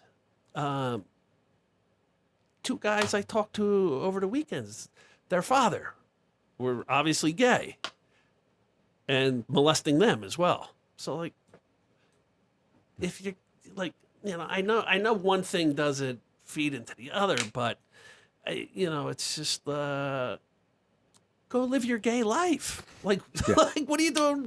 What are you doing ruining kids' lives? Yeah. Like, go be gay. Have at it. I'm not here to judge you. Yeah. But it's a complete different story when you start molesting kids. Yeah. I don't get it, man. Hey. So let's speed it up to your work. You got to make some good out of your life. You got to give yourself some purpose and some meaning with all the crap you've gone through. And you find that in working with charities. So let's just touch on that. Yeah. So in 2008, I moved from Amarillo to Austin, Texas. I took a job selling steel pipe, which is what I do today, 16 years. And I took a trip to Vegas with a buddy of mine. I'm a civilian. I was never in the military. I've run with a lot of military guys, but this has nothing to do with it. So this buddy of mine, Brandon, invited me to go to Vegas. And I told him, I said, "Man, I don't know if I can afford that flight." He's like, "If you can get to Vegas, if you can get there, I'll get your flight." And that flight is what changed my life. I mean, I got on a connecting flight in Denver, Colorado, and it's me and Brandon. And Brandon's a hulk of a guy, and he's behind me. And as I'm walking down the aisle, I see a seat in the middle near the front to the left. I see a seat in the back in the middle to the right. And God must have placed me in this one, because I said to this guy at the aisle, I said, "Man, can I squeeze in there?" And he said, "You're going to have to hop over me, buddy. I'm paralyzed." And I said, "All right." So I got over him and I sat down and I put my seatbelt on and I'm introducing myself to the guy on the right, the guy on the left. And I realized they're both in wheelchairs. They're both paralyzed. And I said, you guys know each other? And they were like, "Yeah, man. This whole front cabin's the wheelchair basketball team. There's 13 of us going to Vegas to bring the championship back to Texas." And I got goosebumps, man, just sitting there thinking, God, this is going to be a great ride. Hearing these guys' story. And I'm talking with this guy in this front seat of me named Tyson Deaver. Now, Tyson got hit by a cement truck March 11th of 2005, South Austin, Texas. and paralyzed from the belly button down. He's going to college. He's a stud baseball player. He's actually going to spring break in his Corvette. And then he'll tell you he's doing everything right, sitting in the middle lane with his blinker on. And a materials truck hit him at about 70 miles an hour, never hit the brakes, distracted driver, kicks him into oncoming traffic. He gets hit by a Nissan Xterra again. The car's unrecognizable. They happen to be doing a CPR course across the road when the wreck happened. Thank you, Lord. And save his life, but he's paralyzed. yeah, but two guys pulled over, one on each side of the accident, and his door was laying in the middle of the road, and the car was in flames, and he seatbelted in. And one of them grabbed the door to shield the flames from him while the other one cut the seatbelt, got him out. Now, he's a motivational speaker and playing wheelchair basketball, and I just really connected with him quickly. And I told him whenever we're on the flight, I was like, man, I really want to introduce you to my buddy on the back of the plane. He was like, well, man, he goes, we'll get there. It's going to be a process because you guys will all have to get off, and then they'll bring us our wheelchairs. I said, I'll wait for you. And I waited for him and told Brandon, I said, we're going to introduce you to a couple of guys, and then we'll go. And so they came rolling off, and we all introduced, and that was on a Thursday night, and we left and went and did Vegas. And you know what happens in Vegas, man? Same thing I'm already doing. So it's like cocaine and alcohol. And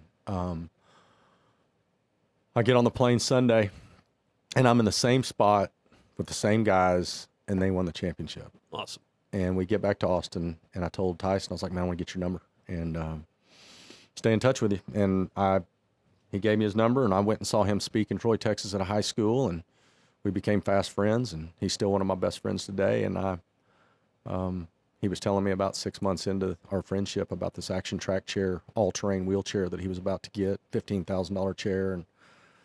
And then when he got it, he called me and told me about it.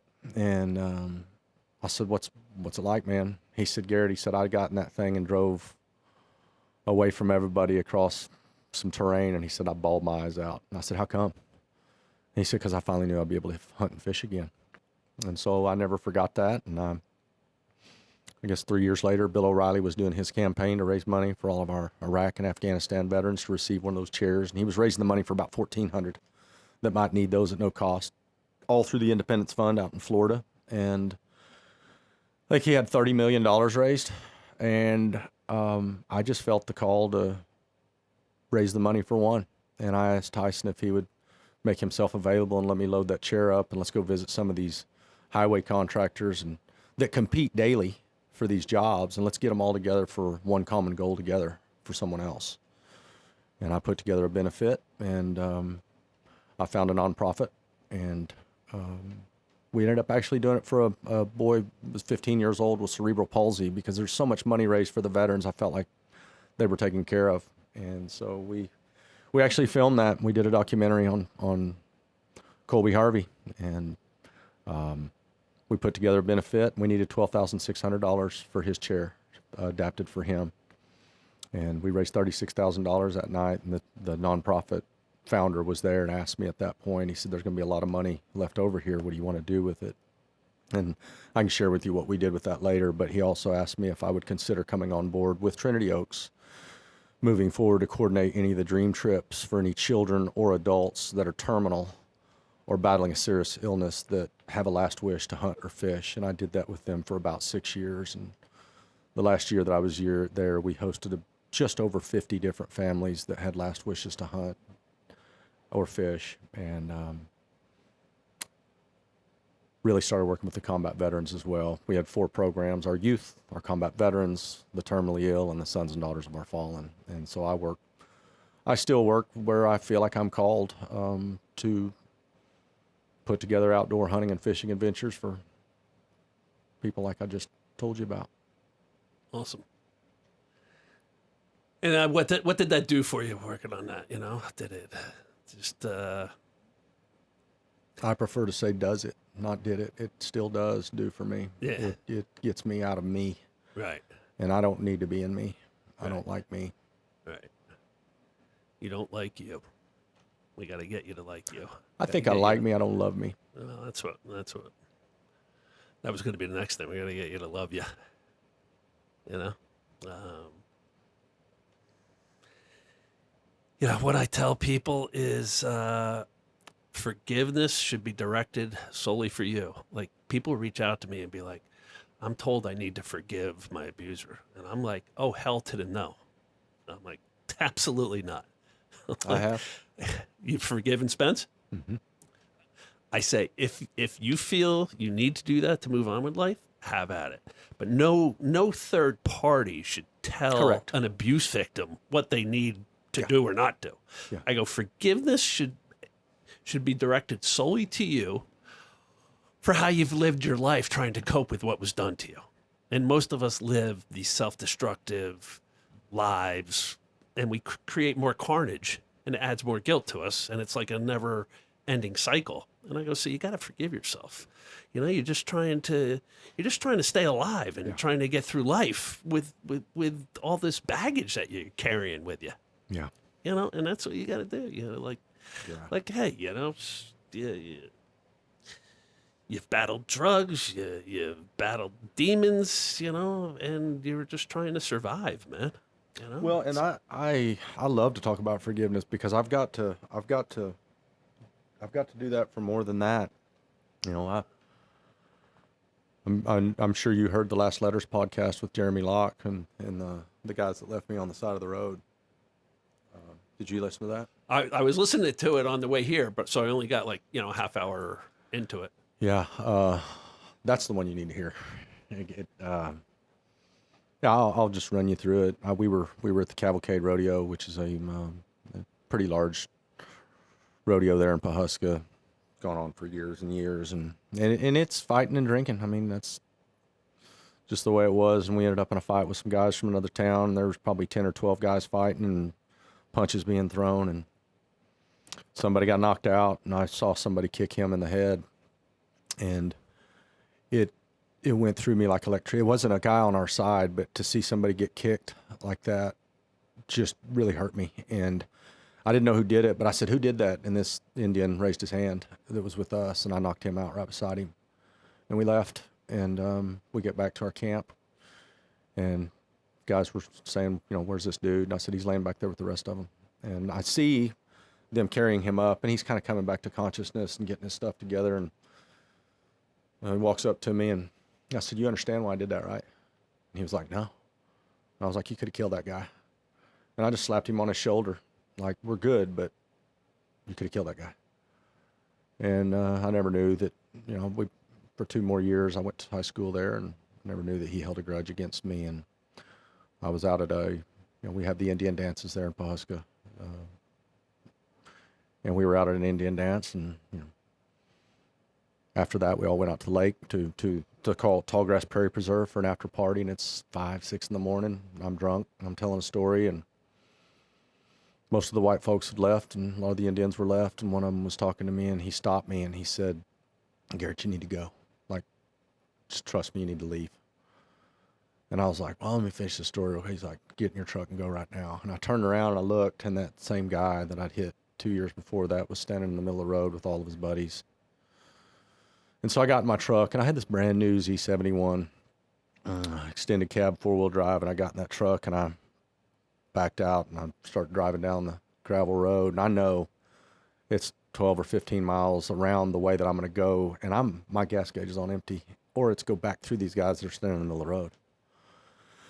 And so I turned the truck around, and I'm coming back through the road, and they're all standing in my way, and I'm just kind of wading through them slowly, and one of them just punches my right side mirror up against the glass, and I put it in park and got out.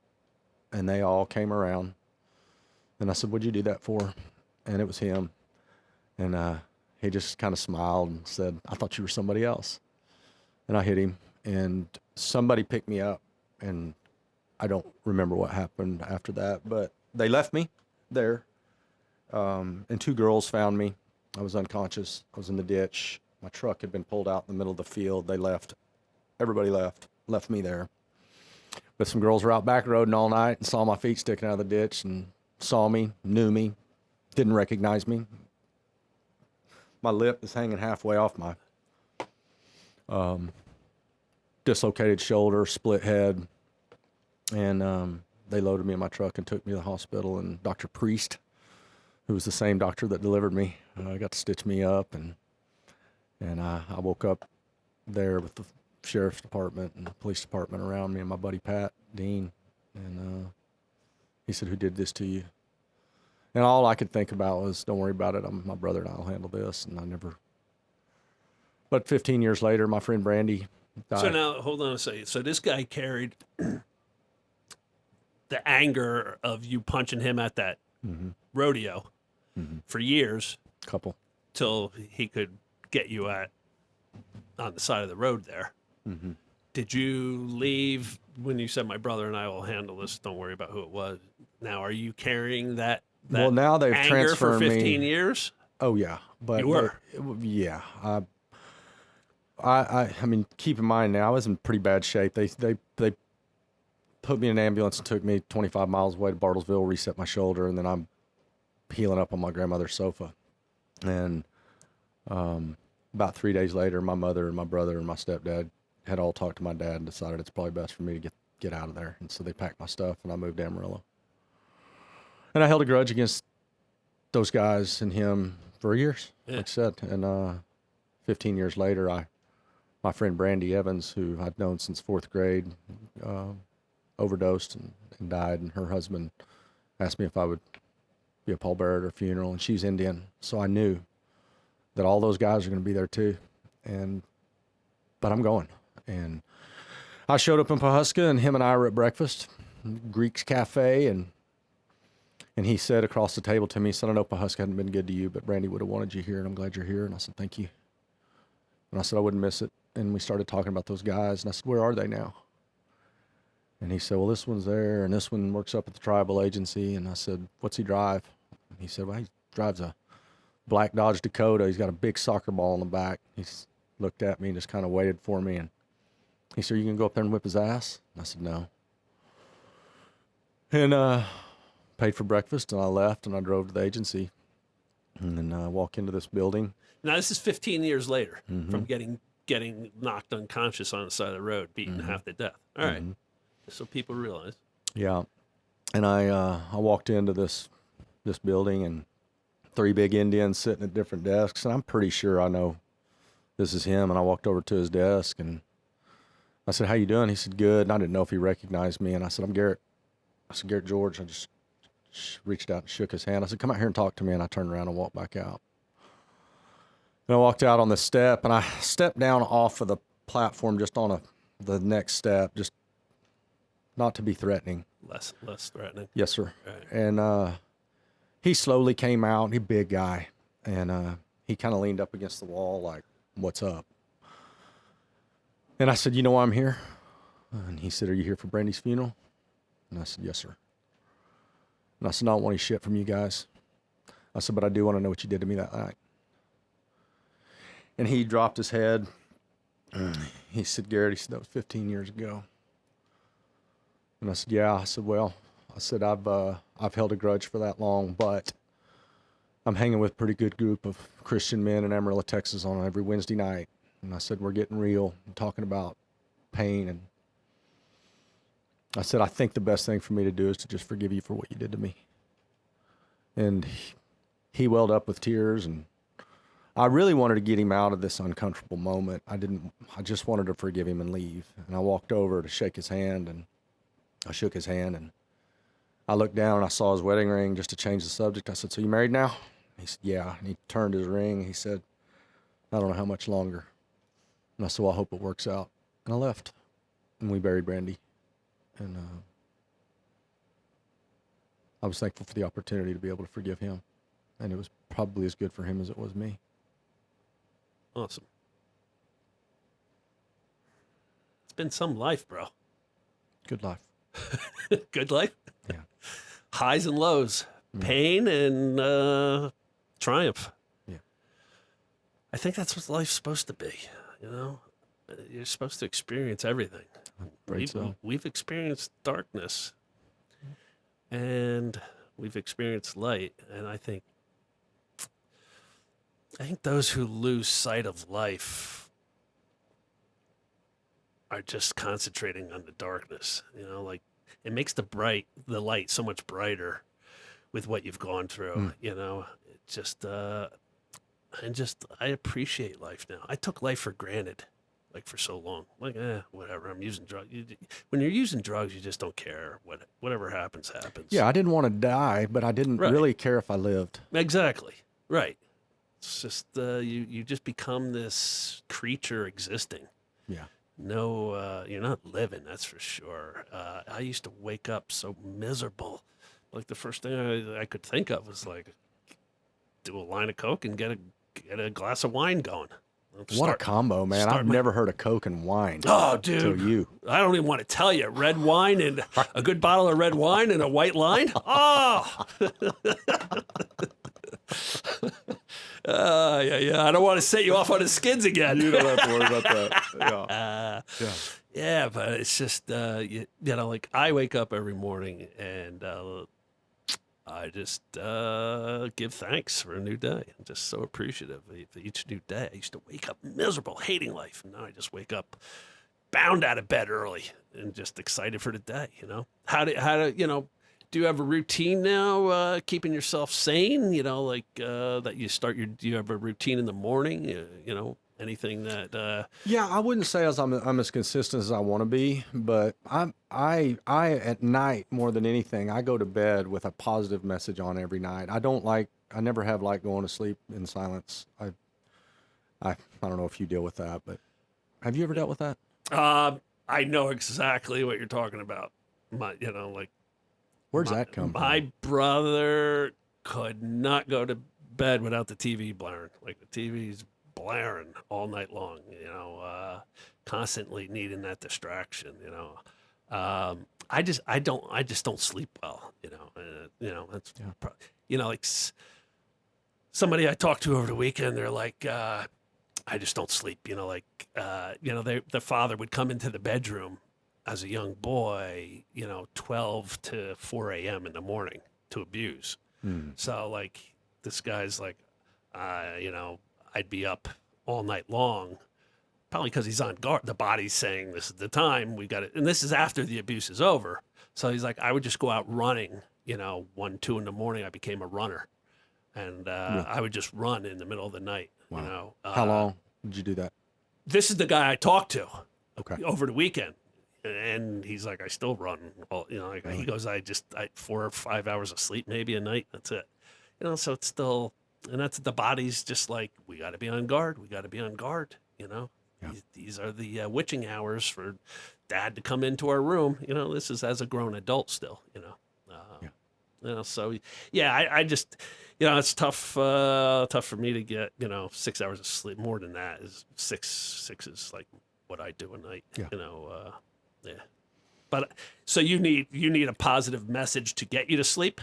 I do. Yeah, I do, and I work out at night. I work out between 8 and 10:30. Really? Yeah, opposite most everybody else. Yeah. That's what works for me. All right.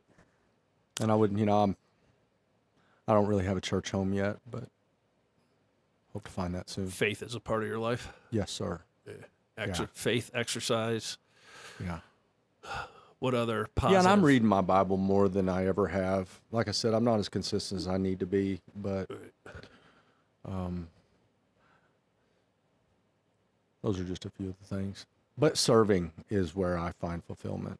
Right. That's it. And that's what I'm doing here with the podcast also, is trying to serve the audience, serve the guest. I do that with my coaching. I do that with speeching. How's that for proper English? I can either say with my speeches or by speaking, but let's just go speaking. I can't even say it again. Yeah, but it's just you know, it's another way to fill those voids inside. You know, voids of pain. You know, they need to be filled up with positive things, and you know that's what the charity work did for you. You know? Yeah. Yeah, and I surround myself with guys that are better than me too. I mean, that's I surround myself with good men.